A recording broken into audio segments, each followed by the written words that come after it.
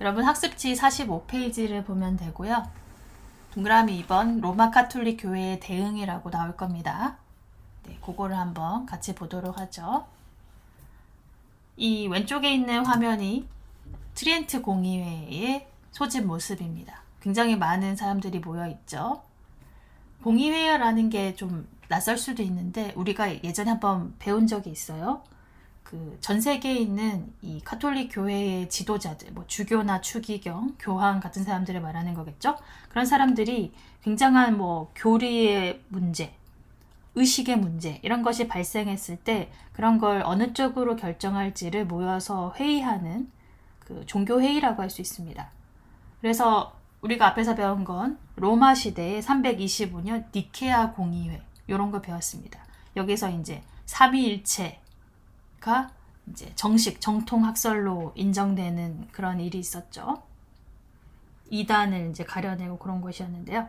지금 트리엔트 공의회는 19번째 열린 공의회였습니다. 그리고 여기 연도 보시면 아실 텐데요. 보통 공의회가 1년 안에 끝나거든요.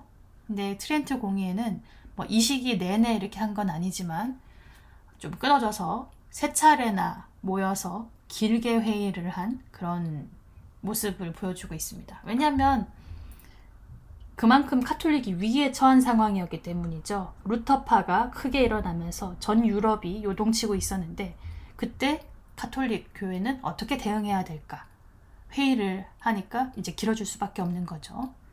트리엔트라는 것은 북이탈리아의 도시 이름입니다. 여튼 이렇게 공의회가 위기에 처한 카톨릭 상황을 극복하기 위해서 열렸지만 그 대응 자체는 별다른 것은 없습니다. 이 프로테스탄트가 그거잖아요. 성서를 유일한 권위로 받아들여야 한다. 성서에 있는 것만 해야 되고 없는 것은 하면 안 된다. 라는 게 주장이었는데 공의에서는 뭐 이런 거를 역시 배격을 합니다. 성서 해석에 대한 교황과 교회의 독점적인 권위. 그것을 이제 재확인하는 데 그쳤고요. 루터가 번역한 성서는 독일어 성서는 보면 안 된다.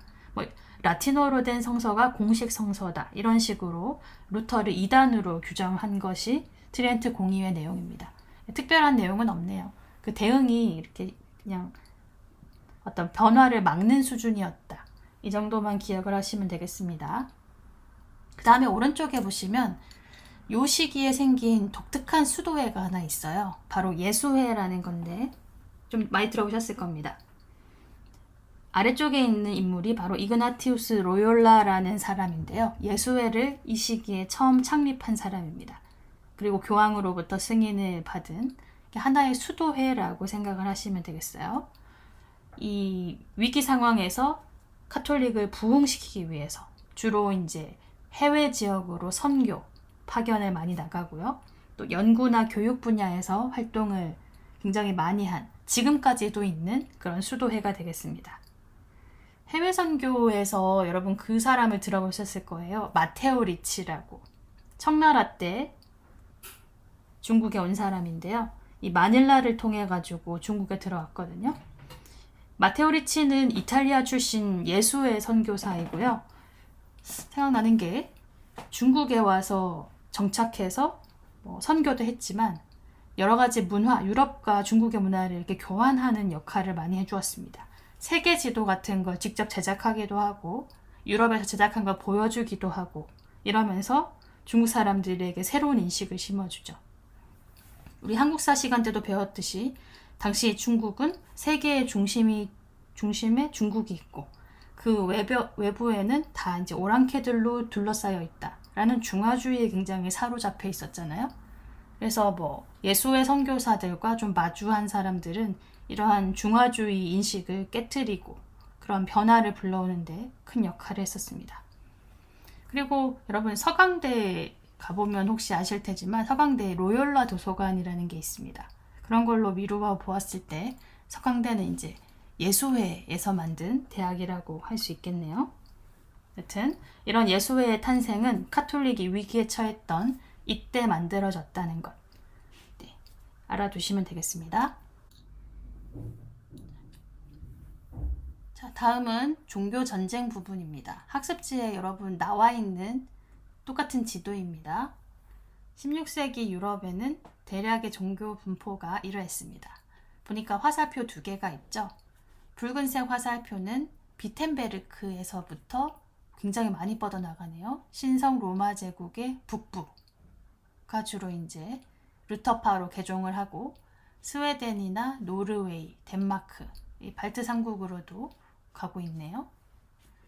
그 다음에 제노바엔 누가 있었죠? 네, 바로 스위스 제노바에는 칼뱅이 있었습니다. 칼뱅파도 역시 이렇게 예정설 같은 것을 다른 지역에서 받아들이고 있네요. 그래서 이렇게 초록색으로 된 부분이 신교의 영역이고 아직까지 로마 가톨릭교가 많은 상황이긴 하네요. 이게 대략의 종교 분포입니다. 아래쪽에 보시면 이제 종교전쟁 몇 가지를 정리해 놓았어요. 이 신교와 구교의 대립이 격화되다 보니까 실제로 이제 무력으로 충돌하는 종교 전쟁까지 일어나게 되는 것인데요. 네덜란드 같은 경우는 이제 네덜란드의 신교도를 고이센이라고 부르는데요. 에스파냐가 구교를 이렇게 강하게 강조했었거든요. 그런 에스파냐로부터 독립을 달성하기도 합니다. 그 다음에 프랑스의 신교를 또 위그노라고 해서 프랑스의 구교 신교 전쟁을 위그노 전쟁이라고 하거든요. 당시 프랑스 왕실은 카톨릭을 굉장히 옹호하는 입장이었는데 프랑스에는 이미 다른 지역에서부터 아까 위에 그림에서도 보았듯이 굉장히 많은 그 신교도들이 프랑스로 와 있던 상황이거든요. 스위스에서도 오고 독일에서도 오고 대거 이주를 해왔기 때문에 이 카톨릭을 옹호하기 위해서 프랑스 왕실이 한 1562년도부터 위그노에 대해서 대단한 탄압을 하게 됩니다.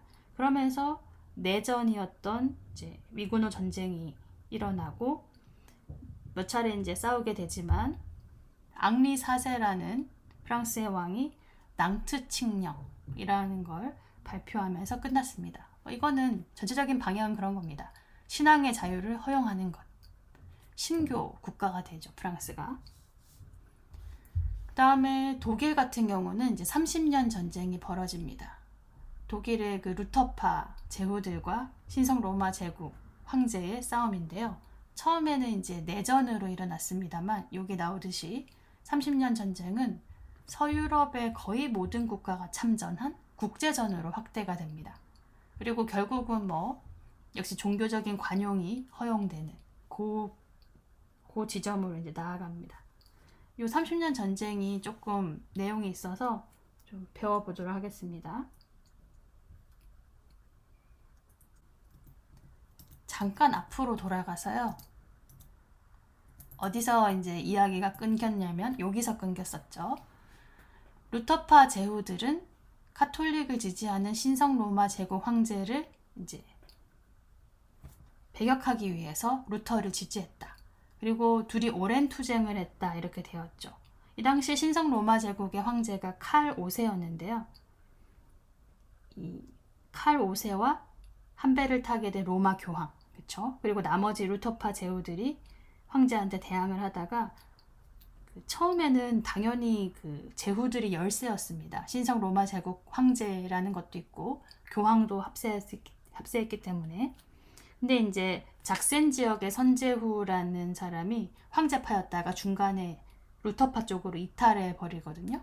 그러면서 둘이 또 팽팽해져서 전쟁까지는 아니고 그냥 아우스부르크라는 도시에서 화해를 합니다. 이 화해의 내용은 여기 나와 있듯이 루터파를 인정하는 거예요. 근데 사실 조금 더 구체적으로 살펴보면 루터가 카톨릭과 동등한 지위를 가지는 교파로 인정을 받은 것은 맞아요. 하지만 이 종교의 선택권은 개인에게 있지 않고 제후에게 있습니다. 왕이나 제후에게 있습니다. 이를테면 이런 거죠. 신성 로마 제국이 굉장히 많은 이제 제후들로 이루어진 그런 루더기 국가인데 이런 지역의 제후들은 신교를 선택한 거예요.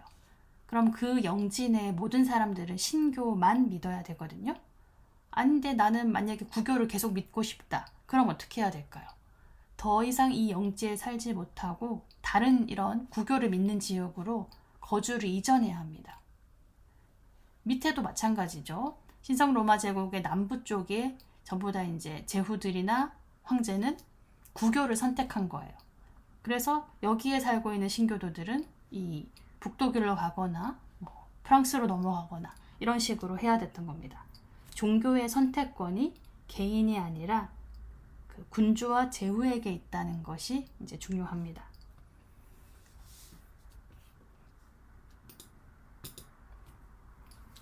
이렇게 이제 조금 팽팽하지만 종교의 자유가 조금은 열렸으니까 그 유지되고 있던 긴장감이 탁 터지는 것이 바로 30년 전쟁입니다.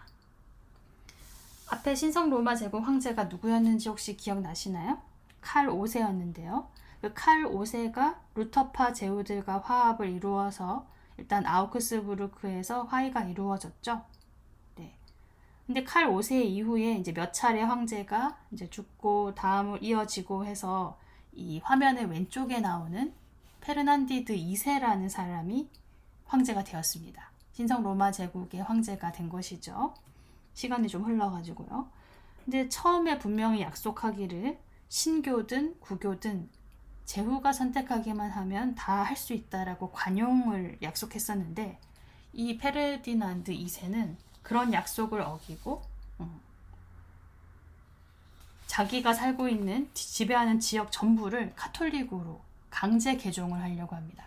특히 이제 이 사람이 보헤미아의 출신이 있고 이 지역의 왕이었다가 전체 신성 로마 제국 황제로 계승을 한 상황이었거든요.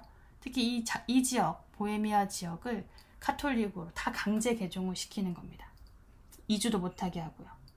그래서 이 지역에 살던 이제 신교도들이 반발을 하는 거죠. 그러면서 이제 30년 전쟁이 처음에는 내전으로 시작이 되었습니다. 자, 30년 전쟁 과정을 한번 보겠습니다. 카톨릭 대 프로테스탄트로 이제 국제전으로 확장이 되어 가는데요. 원래는 이제 신성 로마 제국 내부의 일이었죠. 노란색으로 된 부분이 1번이 보헤미아, 뭐 2번이 바이에른, 3번이 팔츠, 4번이 오스트리아 이런 곳인데 1, 4번 지역 중심으로 구교가 있었고 이 북독일 지역은 신교였잖아요. 근데 앞에서 봤듯이 이 페르디난드가 우리 아우구스부르크에서 맺었던 그런 약속을 깨트리고 보헤미아 지역을 강제 개종을 시킨 겁니다. 이동도 못하게. 그러다 보니까 이제 신성 로마 제국의 신교도들이 다른 외부의 신교들과 연맹을 맺기 시작하는 겁니다. 그래서 이 북부 지역에 위쪽에 보이는 덴마크, 나중에는 스웨덴, 그리고 뒤에 보면은 이제 프랑스도 지금 구교 지역이라고 되어 있지만 신교도들이 위근호가 좀 많았거든요. 표시를 좀 잘못했네요. 요 세력들이 이 신성 로마 제국의 요 남부 카톨릭파에 대항해서 연합을 한 겁니다. 이렇게 뭐 덴마크나 스웨덴, 나중에 프랑스까지 합세하는 이유는 사실 정말로 보헤미아 지역의 신교를 구하기 위해서, 도와주기 위해서인 것도 조금 있지만 이 신성 로마 제국이라는 불안정한 제국의 영토를 좀 야금야금 뺏기 위해서, 아니면 뭐 스웨덴 같은 경우는 이 발트해의 제해권을 차지하기 위해서, 이런 자기의 왕국의 확장을 위해서 참전을 한 것입니다. 그래서 영국을 제외한 당시 서유럽 모든 나라들이 참가한 대규모의 국제전이 30년 동안 벌어집니다. 그쵸? 그리고 전쟁 지역은 이 독일 지역. 독일 지역은 30년 동안 전쟁이 일어나니까 굉장히 황폐해졌고 800만 명이나 30년 동안 죽었다고 합니다. 그래서 계속 싸우다가 이제 정리가 되는 것이 베스트팔렌 조약입니다. 조약의 내용을 보시면 신교의 자유가 훨씬 확장이 되었죠. 루터파뿐만 아니라 칼뱅파도 여러 신교가 신앙의 자유를 획득하고 이때는 이제 개인이 종교를 선택할 수 있게끔 되었습니다. 근데 이제 종교는 이미 이제 중요해진 게 아닙니다. 이런 나라들이 참전을 했는데 뭐 누구의 승리다 할 거 없이 전쟁이 이제 끝났으니까 이러한 영토 변화가 있습니다. 이 영토 변화는 여러분 그 베스트팔렌 조약의 결과이긴 하지만 참고만 해주십시오. 30년 전쟁의 종교적인 결과만 제가 일부러 적어놨고요. 이런 영토 변화는 따로 필기해 두지 않아도 됩니다. 그냥 설명만 들으세요. 참전했던 프랑스는 뭘 얻었냐? 독일 국경선 근처에서 영토를 조금 뺏어갑니다.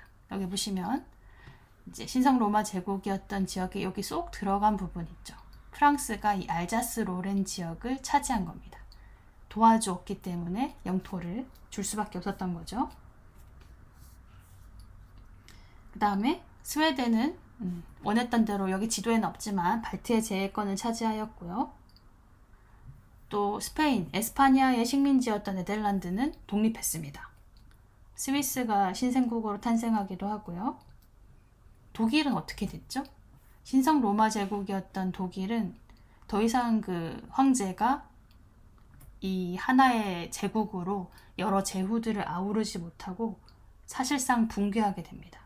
그러면서 원래 제국에 속해 있던 다양한 제후국이나 자치 도시들 이런 곳들이 완전한 주권과 독립을 얻게 됩니다. 그리고 이제 막 쪼개져 있었던 그런 자치도시나 제후국 중에 어떤 특정한 한 나라가 나타나서 굉장히 성장하게 되는데 그게 이제 나중에 배울 프로이센이라는 나라입니다. 원래 신성 로마 제국의 하나의 제후였던 사람이 점점 키워가는 그런 나라죠. 프로이센. 나중에 또 배울 기회가 있을 겁니다. 이렇게 해서 이제 종교 전쟁의 마무리까지 한번 해봤습니다. 30년 전쟁이 조금 복잡했는데요. 여러분 여기 내용을 중심으로 정리를 하시면 됩니다. 베스트팔렌 조약의 영토 확장에 대한 내용은 생략하셔도 괜찮습니다. 수고하셨습니다.